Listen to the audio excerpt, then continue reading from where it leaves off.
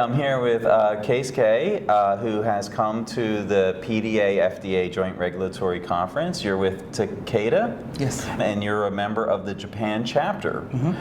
Would you like to tell us a little bit more about yourself? Yeah, so my name is Keisuke Inoue. I am from, you said, from Takeda, Japan.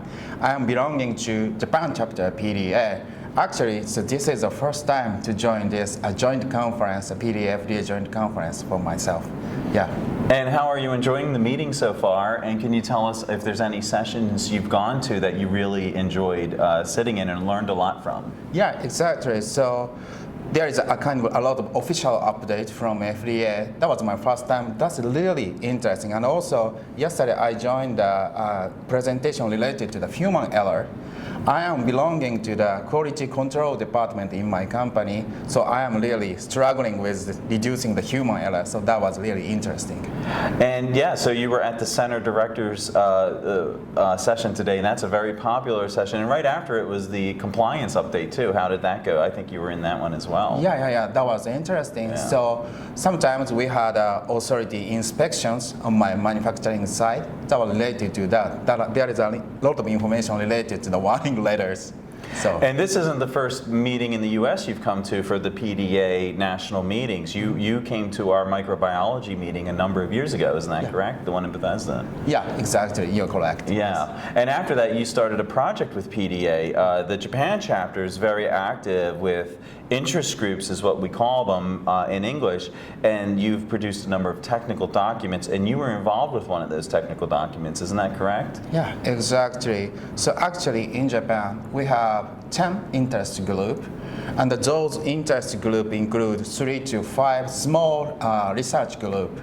I'm belonging to one of them, and then at that time I had a research related to the non-sterile manufacturing environmental control, and I published review article in Japanese in Japan. Right. Then I consult with you to translate and publish that in the US or the global one. Yeah. That's right, and so we published the full document. It's available at the PDA bookstore. It's the full technical report that you guys call it a technical report. It's in English now, and you also published the document in the PDA journal. There was a journal article that discussed it.